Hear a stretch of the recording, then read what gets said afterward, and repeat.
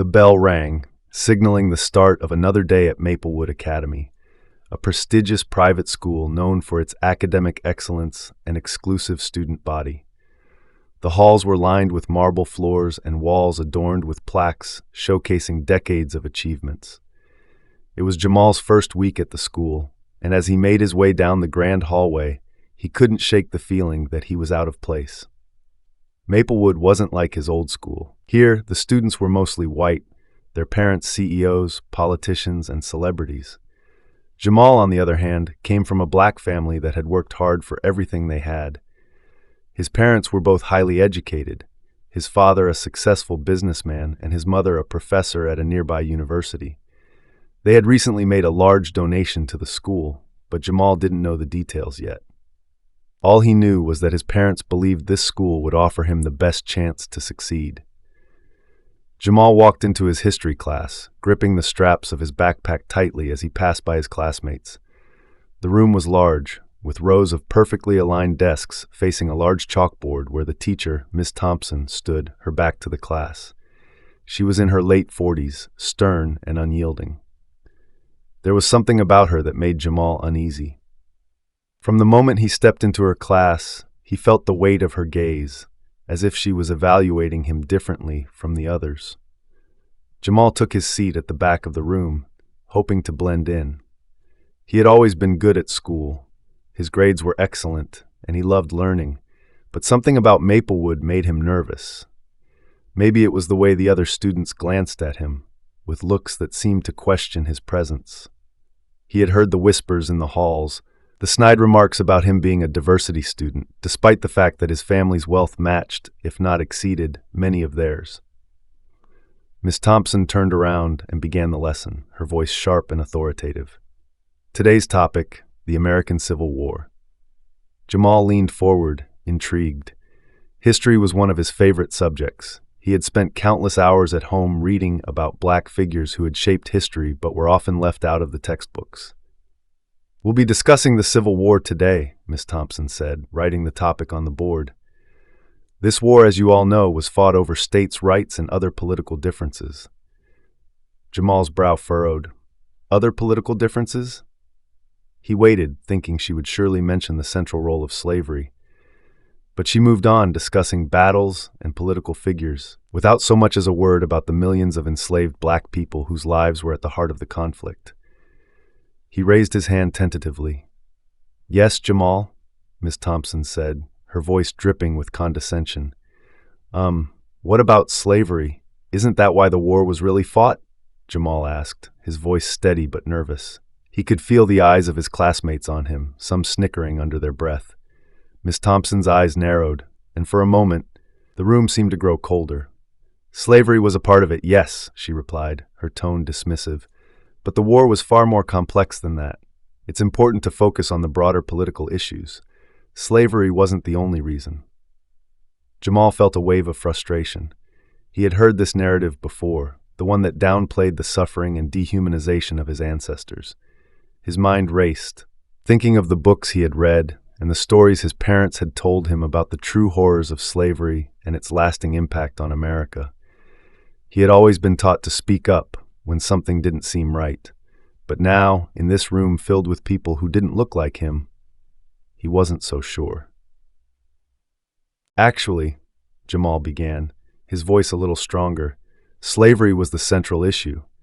The Confederate States wanted to keep slavery because their entire economy was built on it." Miss Thompson's face darkened, and the class fell silent. She walked slowly toward Jamal's desk, her eyes locked on him with a look of disdain.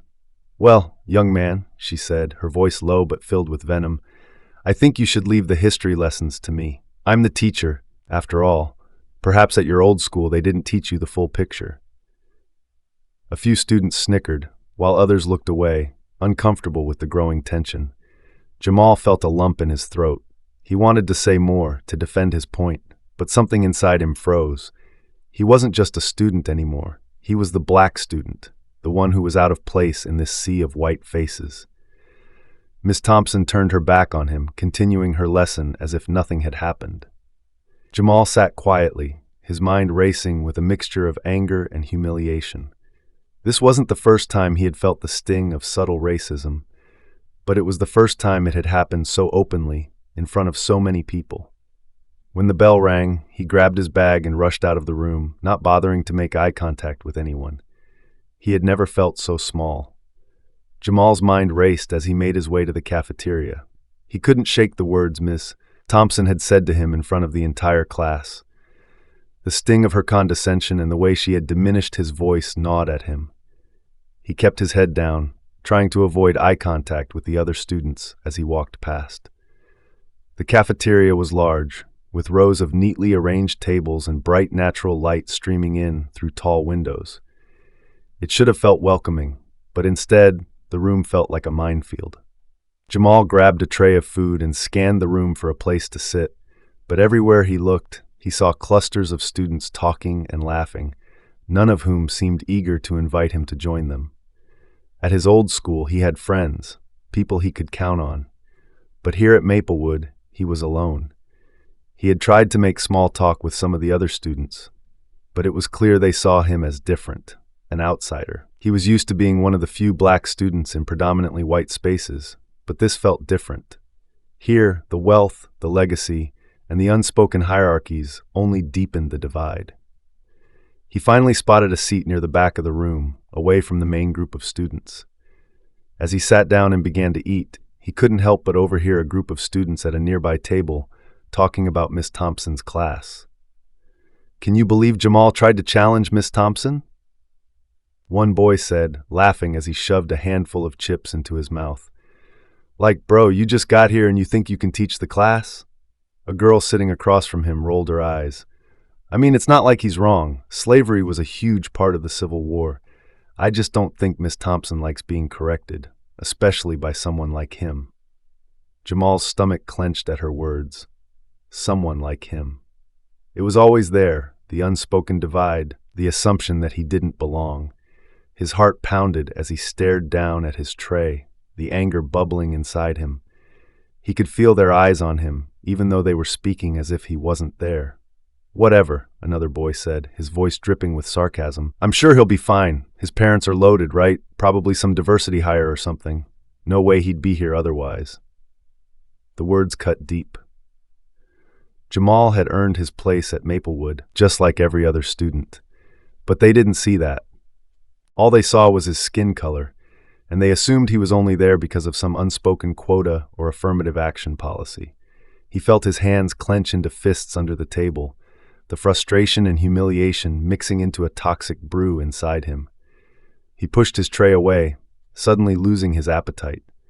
The weight of their words pressed down on him like a physical force, but he refused to give them the satisfaction of seeing him react. Instead, he stood up, grabbed his backpack, and left the cafeteria without looking back. Outside, the air was crisp and the courtyard was mostly empty as students were still finishing lunch. Jamal found a bench near the edge of the school grounds and sat down, trying to collect his thoughts. His phone buzzed in his pocket and he pulled it out, seeing a text from his mom. "Mom, how's your day going, sweetie? Hope you're having a good time. We're so proud of you." Jamal stared at the screen for a long time, not sure how to respond. He didn't want to worry his parents. They had worked so hard to get him into this school, and they were so excited for him. He didn't want to burden them with the reality of how things were going. So after a deep breath, he typed a simple response. "Jamal, it's going okay, Mom. I'm still getting used to things." He stared at the message before hitting send, feeling the hollow truth of it settle in his chest. He wasn't just getting used to things, he was drowning in them. As he sat there, trying to clear his head, Jamal didn't notice that someone had walked up behind him. It wasn't until he heard a voice that he realized he wasn't alone. "Hey Jamal, right?" It was a girl from his history class, Mia. She was one of the few students who hadn't laughed or snickered during Miss Thompson's lecture. Jamal turned around and forced a smile. "Yeah, that's me." Mia sat down on the bench next to him, her long brown hair blowing in the wind. "I just wanted to say, I thought what you said in class today was really brave." Jamal raised an eyebrow, unsure if she was being sincere or if this was some kind of joke. "Brave?" She nodded. "Yeah, Miss Thompson can be intense, and she doesn't really like being questioned. But you were right. Slavery was the main reason for the Civil War, and it was messed up that she tried to downplay it like that. Jamal felt a flicker of relief at her words, but it was quickly overshadowed by the lingering humiliation from earlier. "Thanks, I guess," he mumbled, not sure what else to say. Mia looked at him thoughtfully. "I know it's probably been tough here. Maplewood isn't exactly the most welcoming place, especially for people who don't fit the mold." Jamal let out a bitter laugh. "You could say that again." Mia hesitated for a moment before speaking again. "Look, I don't know what it's like to be in your shoes, but if you ever need someone to talk to or if you want to hang out with someone who doesn't suck, I'm around." Jamal glanced over at her, surprised by the offer. He hadn't expected anyone to reach out to him, let alone someone like Mia, who seemed to fit in so easily at Maplewood. He didn't know if he could trust her yet, but the offer meant more to him than he wanted to admit. "Thanks," he said softly. "I'll think about it." Mia smiled and stood up. "All right, I'll see you around." She gave him a small wave before heading back toward the school building, leaving Jamal alone once again. As he sat there, the weight of the day still heavy on his shoulders, Jamal couldn't shake the feeling that things were only going to get harder from here. He wasn't just battling Miss Thompson's ignorance or the student's judgment. He was fighting the entire system, the unspoken rules that determined who belonged and who didn't. But as he watched Mia walk away, he realized that maybe, just maybe, he wasn't as alone as he thought. The weekend had finally arrived, but Jamal wasn't looking forward to it as much as he usually did. He had been trying to shake off the tension from the incident with Miss Thompson and the constant whispers from his classmates, but the feeling of isolation clung to him like a shadow.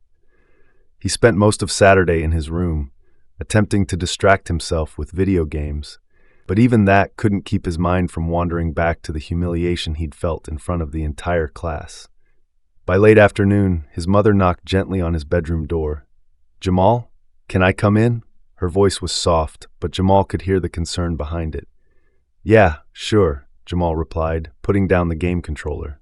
His mother, Dr. Lisa Clark, walked in with a tray of snacks. She had a way of knowing when something was wrong, no matter how hard Jamal tried to hide it. She sat down on the edge of his bed and handed him a small plate of cookies, watching him carefully as he took one. "How are things going at school?" she asked casually, but Jamal could tell she was fishing for more. He hesitated for a moment, debating whether he should tell her what had happened in class. His parents had invested a lot of hope in this school, not to mention the sizable donation they had made. He didn't want to disappoint them or make them worry. But he also knew he couldn't keep bottling everything up. "School's okay," Jamal began, but his voice faltered. His mother raised an eyebrow, clearly sensing the lie. "Actually, it's not. Something happened in class."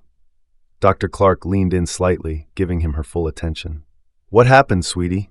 Jamal took a deep breath, then told her everything, about Miss Thompson's history lesson, about how he had tried to correct her, and about how she had humiliated him in front of everyone.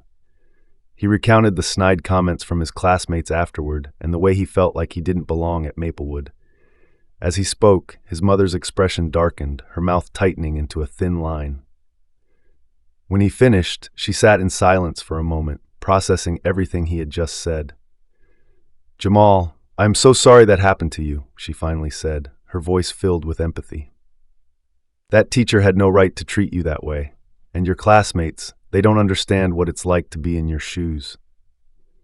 Jamal nodded, but he didn't feel much better. His mother's words were comforting, but they didn't change the fact that he had to go back to that school on Monday and face it all over again. "I don't know what to do, Mom," he admitted. "If I say anything, it's just going to make things worse. I don't want to be that kid who's always causing trouble." His mother reached over and placed a hand on his shoulder. "You're not causing trouble by standing up for yourself, Jamal. What Miss Thompson did was wrong, and you have every right to speak up. Your father and we've always taught you to stand tall and be proud of who you are. And this is one of those moments when you need to show that pride, even when it's hard." Jamal looked down at his hands, feeling the weight of her words. He wanted to stand up for himself, but he also didn't want to become a target. He had seen what happened to other black kids who spoke out. They were labeled as angry, difficult, or even ungrateful. And in a school like Maplewood, that label would stick. "I don't know if I can do that," he said quietly. His mother's eyes softened, and she leaned forward, her voice gentle but firm. "You don't have to do it alone, Jamal. Your father and I are with you every step of the way. We're going to handle this." "What do you mean?" Jamal asked, confused. She stood up and straightened her blouse, her demeanor shifting from concerned mother to the poised and confident professor she was known to be. "I mean, we're going to schedule a meeting with the school. Your father and I will make sure that Miss Thompson is held accountable for what she did." Jamal's heart sank. The last thing he wanted was to make a big deal out of this. He could already imagine the whispers from his classmates if they found out his parents had come to the school to fight his battles for him. "Mom, I don't want you guys to make a scene," Jamal said quickly. "It'll just make things worse for me." But his mother shook her head. "This isn't about making a scene. This is about making sure that you are treated with the respect you deserve. You don't have to stay silent just to make other people comfortable, Jamal." Jamal didn't know how to respond. Part of him was grateful that his parents were willing to step in and support him, but another part of him dreaded what Monday would bring. He had already felt the sting of being an outsider, and he didn't want to give anyone more reasons to target him. Just as Jamal was about to protest again, the door opened, and his father, Gregory Clark, walked in. Gregory was a tall man with a commanding presence, his deep voice filling the room. "Lisa, what's going on?" he asked, glancing between his wife and son. Dr. Clark quickly filled him in on the situation, and as Jamal's father listened, his expression grew darker with each passing word. "This is unacceptable," Gregory said, his tone sharp. "We invested in that school because we believed in their commitment to diversity and excellence. Clearly, they failed on both counts." Jamal felt a pit forming in his stomach. His parents were going to take this all the way, and he wasn't sure he was ready for what was coming next. "We're going to the school first thing Monday morning," Gregory declared. "We'll meet with the administration, and we'll make sure that teacher knows exactly who she's dealing with." Jamal swallowed hard, his mind spinning with anxiety. This wasn't what he had wanted. He had just wanted to get through school without any more trouble, but now things were about to get even more complicated. Monday morning arrived far too quickly for Jamal. He had barely slept the night before, his mind filled with worry about what was going to happen. His parents were true to their word. Before school, they had already scheduled a meeting with the administration, and now they were driving him to school in their sleek black SUV. The ride was tense, the air thick with the weight of what was about to unfold. Jamal sat in the back seat, his stomach in knots. He tried to distract himself by staring out the window, watching as they drove past the manicured lawns and gated homes that surrounded Maplewood Academy. This was a world built on status, wealth, and legacy, and Jamal felt like he was an intruder in it. The whispers, the looks, the subtle exclusion, all of it had built up, and now it was about to reach its breaking point. "Are you okay, son?" Gregory asked, glancing at Jamal through the rearview mirror. Jamal nodded, though the tightness in his chest told a different story. "Yeah, I guess," he muttered. His mother turned in her seat to face him. "Remember, Jamal, this is not just about you. This is about ensuring that no student has to go through what you did. We're standing up for something bigger." Jamal didn't know if that made him feel better or worse. He understood what his parents were saying, but it didn't change the fact that he'd be the one who had to face his classmates afterward. He was the one who would have to deal with the fallout. When they arrived at Maplewood, Jamal's heart pounded in his chest as they walked through the school's pristine hallways. Students rushed past them on their way to class, completely unaware of the storm that was brewing in the administrative wing. As they approached the principal's office, Jamal could feel the weight of every step, each one pulling him deeper into the inevitable confrontation. Inside the office, the principal, Mr. Waters, was already seated behind his large mahogany desk. His expression was a mixture of polite concern and discomfort, as though he knew this wasn't going to be a simple conversation. Next to him sat the head of the school board, Miss Collins, a sharp-eyed woman in her mid-50s who had overseen the school's operations for over a decade. And then there was Miss Thompson, sitting stiffly in a chair to the side, her face betraying no emotion. Jamal's stomach twisted at the sight of her. She hadn't apologized, hadn't even acknowledged what she had done. To her, Jamal was just another student who had dared to challenge her authority. The tension in the room was palpable as Jamal and his parents sat down. His father leaned forward, his voice steady but firm. "Mr. Waters, Miss Collins, we're here because something happened last week in Miss Thompson's class that we cannot ignore." Mr. Waters cleared his throat, clearly uncomfortable. "We've received your email, Mr. Clark, and we've reviewed the situation. Miss Thompson has provided her side of the story as well." Gregory's eyes narrowed slightly. "And what exactly is her side of the story?" Miss Thompson, who had been silent until now, finally spoke. Her voice was calm, but there was an unmistakable edge of defensiveness in it. "Mr. Clark, I didn't mean any harm to Jamal. I was simply teaching the lesson, and Jamal, well, he became disruptive. I believe it's important for students to respect their teachers, especially in a classroom setting." Jamal's fists clenched under the table. Disruptive? He had merely asked a question, but now she was twisting it into something it wasn't. His mother spoke up next, her voice filled with quiet power. "Miss Thompson, Jamal wasn't being disruptive. He was simply asking a question about a part of history that you chose to downplay. Slavery was central to the Civil War, and dismissing that fact isn't just inaccurate, it's harmful." Miss Thompson's lips pressed into a thin line. "I didn't dismiss it. I mentioned slavery as part of the conflict, but there were other factors as well, and I felt it was important to cover those." "But you didn't," Dr. Clark responded, her eyes locked on the teacher. "And when Jamal tried to bring it up, you humiliated him in front of the entire class." The room fell silent, the weight of the accusation hanging in the air. Jamal's heart was pounding in his chest. He felt like he was on trial, and he could tell Miss Thompson was trying to justify her actions, to make it seem like what she did was somehow acceptable. Mr. Waters, sensing the tension, tried to mediate. "We understand that there was a misunderstanding, and I'm sure Miss Thompson didn't intend to cause any harm."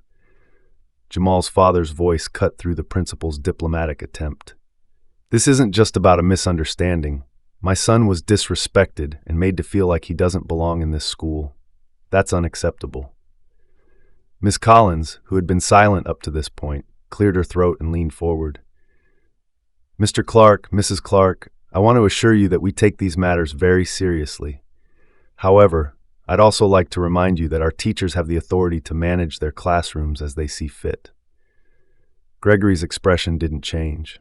"You're absolutely right, Miss Collins. Teachers should have control of their classrooms, but that doesn't give them the right to belittle students based on their race. My son asked a perfectly reasonable question, and instead of engaging with him, Miss Thompson chose to humiliate him." Miss Collins shifted uncomfortably in her seat, clearly unprepared for the directness of Gregory's words. She glanced at Miss Thompson, who was sitting rigidly, her face a mask of barely concealed frustration. Jamal felt a flicker of hope as he watched his parents stand their ground. For the first time since the incident, he felt like maybe things could change. Maybe his voice, and the voices of others like him, would finally be heard. The turning point came when his mother, her voice calm but unyielding, delivered the final blow. "Mr. Waters, Miss Collins, my husband and I have made significant financial contributions to this school because we believed in its mission to provide an inclusive, high-quality education. But what happened to our son is a clear sign that the school has failed in that mission." The room fell deathly silent. Miss Collins' eyes widened as the full weight of what Dr. Clark had said sunk in. The realization that Jamal's parents weren't just concerned parents, they were also major investors in the school, hit hard. Mr. Waters glanced nervously at Miss Collins, his face paling as he realized the gravity of the situation. We deeply regret that this has happened," Miss Collins stammered, her tone shifting. "Please understand, this is not how we want any of our students to feel." Gregory leaned back in his chair, satisfied that the point had been made. "We're not here to make threats. We're here to ensure that this school is the place it claims to be, a place where students, regardless of their background, can feel safe and respected. If that can't be guaranteed, we'll have no choice but to reconsider our involvement. Miss Thompson, who had been silent throughout this revelation, sat motionless, her face pale. She knew she had crossed a line, but now she was beginning to understand the full extent of her mistake. Mr. Waters cleared his throat. We will take immediate steps to address this situation. Miss Thompson will be required to undergo additional training on diversity and inclusivity, and we will ensure that no student feels the way Jamal did again. Jamal's mother nodded, her expression firm. That's a start, but we'll be watching closely. As the meeting ended and they left the office, Jamal felt a sense of relief wash over him. His parents had stood up for him in a way he never could have imagined, but there was still a part of him that worried about what came next. The atmosphere in the car ride home was lighter, but Jamal still felt a knot in his stomach. His parents had done exactly what they said they would. They had stood up for him, held the school accountable, and ensured that Miss Thompson would face consequences. But while his parents were confident that change was on the horizon, Jamal wasn't so sure. The meeting with the administration may have gone in their favor, but he still had to face the reality of returning to class, surrounded by students who had witnessed his humiliation. The following morning, Jamal felt a strange mix of dread and anticipation as he walked through the school's entrance. His parents had insisted on dropping him off, but he convinced them to let him walk in alone. He needed to face whatever was coming by himself, without the shield of his parents' presence. As he made his way down the hallway, he could feel the eyes of other students on him. Some of them whispered as he passed, but this time, the whispers didn't sting as much. After the meeting, it was clear that word had spread quickly. Jamal wasn't just the new black kid who had been humiliated by a teacher. He was the student whose family had shaken the school's administration. He reached his history class, and as he stepped inside, the tension in the room was palpable. Miss Thompson stood at the front of the class, her expression as stiff and unreadable as ever.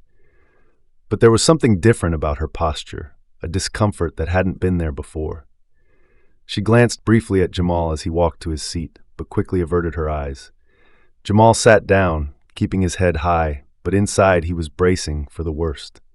He expected the same sneers and whispers from his classmates, but instead the room was unusually quiet. He could feel the weight of their curiosity, their silent judgment, but for the first time, no one dared to mock him. Miss Thompson began the class with a forced smile, her voice just a little shakier than before. Today we'll be continuing our discussion of the Civil War, she said, her eyes scanning the room but avoiding Jamal's direction. However, I'd like to start by addressing something important. Last week, during our lesson, there was a discussion about the causes of the Civil War that may not have been as thorough as it should have been.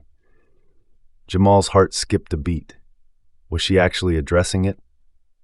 Ms. Thompson continued, her tone carefully measured. I want to acknowledge that slavery was, in fact, a central issue in the Civil War, and it's crucial that we fully understand the role it played in shaping this country. I apologize if anyone felt that this wasn't adequately covered. Jamal felt a surge of vindication, though her words still felt hollow. The apology was clearly crafted to protect her position, but it was something, a small victory. He looked around the room, catching the eyes of a few students. Some of them looked surprised, others indifferent. But what mattered most was that Miss Thompson had been forced to acknowledge the truth.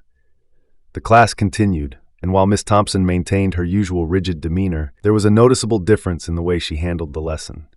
She was careful, more respectful, and there was an unspoken understanding that things had changed. After class, as Jamal was packing up his things, Mia approached him again. "Looks like you got through to her," she said with a smile, her eyes twinkling with admiration. Jamal shrugged. "I guess so. It's not like she had much of a choice." "Still," Mia continued, "I'm glad you said something. Most people wouldn't have the guts." Jamal smiled slightly, feeling a little more at ease. "Thanks. I didn't expect it to turn into all of this." Mia nodded. "Well, sometimes change doesn't happen unless someone makes a little noise." As they walked out of the classroom together, Jamal noticed that a few other students were watching him, but this time their expressions weren't ones of scorn. Some even nodded at him in acknowledgement, as if they now saw him in a different light. It was a small shift, but it was there. For the first time since he had started at Maplewood, Jamal felt a flicker of hope that things could be different. That afternoon, during lunch, Jamal made his way to the cafeteria, feeling a little less anxious than usual. He grabbed his tray of food and looked around, half expecting to eat alone again. But as he scanned the room, Mia waved him over to her table. She was sitting with a small group of students, none of whom Jamal had spoken to before. He hesitated for a moment, unsure if he should join them, but Mia's smile was genuine, and for the first time, he didn't feel like an outsider. "Hey, Jamal," she called. "Come sit with us." Jamal walked over, feeling a little awkward but grateful. As he sat down, the group welcomed him into their conversation, talking about everything from school projects to their weekend plans.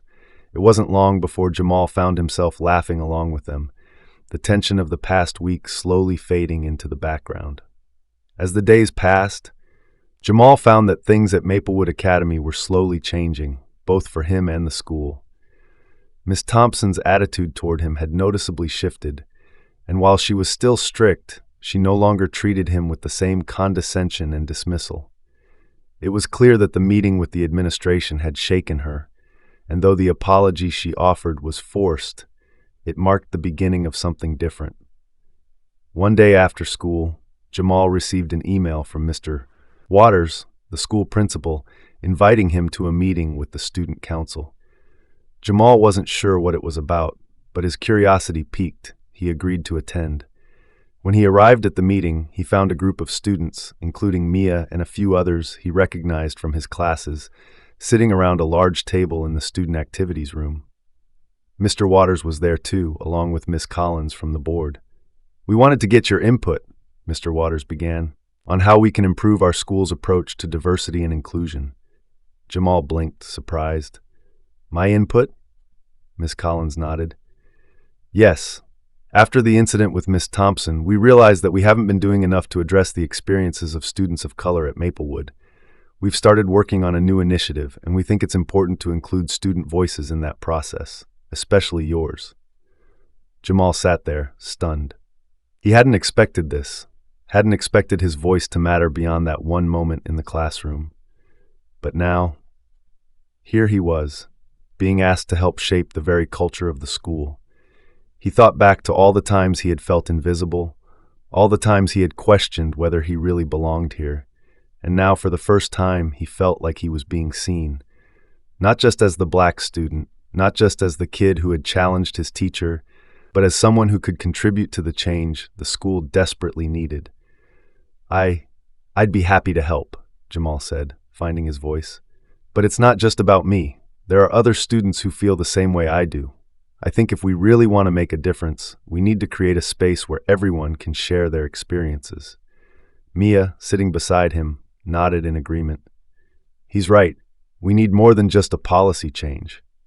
We need to have real conversations between students, teachers, and everyone in between." Mr. Waters smiled, clearly impressed. "That's exactly what we had in mind. We're planning to host a series of student-led discussions, starting with one on diversity. Jamal, we'd like you to lead that discussion." Jamal felt a surge of nerves. The idea of speaking in front of the entire school, leading a conversation about something so personal and important, was daunting. But at the same time, he knew this was an opportunity to create real change, not just for himself, but for every student who had ever felt like they didn't belong. "I'll do it," Jamal said, feeling a sense of resolve settle over him. "But I want to make sure that we talk about everything: racism, discrimination, microaggressions. People need to understand what it's really like." Miss Collins nodded. "That's exactly what we're hoping for. Thank you, Jamal." A week later, the first student-led discussion on diversity took place in the school auditorium. The room was packed with students and faculty, all curious to see what this new initiative was about. Jamal stood at the front of the room, feeling the weight of their eyes on him, but this time it didn't feel like the same burden it once had. This time, he felt empowered. Mia sat beside him, along with a few other students who had agreed to share their own experiences. Jamal looked out at the sea of faces, and for a brief moment, his nerves threatened to take over. But then he remembered why he was here, why this mattered. "Thank you all for coming," Jamal began, his voice steady. "I know this might be an uncomfortable conversation for some of you, but that's exactly why we need to have it. Too often, we ignore the things that make us uncomfortable, but that's how problems continue to grow. Today, we're going to talk about what it's really like to be a student of color at Maplewood, and I hope we can all learn something from it." The room was silent, the tension palpable. But as Jamal continued, sharing his story, the humiliation he felt in Miss Thompson's class, the isolation he had experienced since starting at the school, the atmosphere began to shift. Students listened intently, some nodding in understanding, while others appeared visibly uncomfortable. But no one looked away. Mia shared her own experiences too, talking about the casual racism she had witnessed and the way it often went unchallenged. Other students followed, sharing their perspectives and opening up in ways they hadn't before. By the end of the discussion, the room was buzzing with energy. Students were talking to each other, exchanging ideas and reflecting on the stories they had just heard. It was clear that this was just the beginning of something bigger. As the discussion wrapped up, Mr. Waters took the stage to thank Jamal and the other students for their bravery. "This is exactly what we need at Maplewood," he said, his voice filled with pride. "A space where we can confront our challenges, learn from each other, and grow together as a community." Afterward, as students filed out of the auditorium, several came up to Jamal, thanking him for speaking up. Some even apologized for the way they had treated him, while others offered their support for future discussions. Jamal was overwhelmed, but in a good way. For the first time since he had started at Maplewood, he felt like he truly belonged. That evening, as Jamal sat at the dinner table with his parents, he reflected on everything that had happened.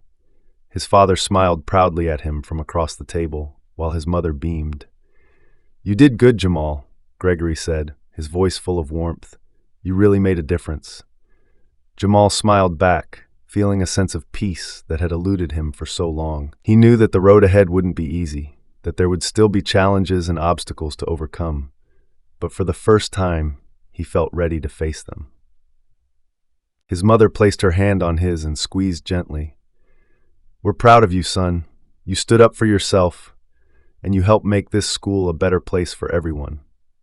Jamal nodded, feeling the truth of her words. He had done more than just survive at Maplewood, he had thrived. And as he looked forward to the future, he knew that he would continue to use his voice, not just for himself, but for everyone who needed to be heard.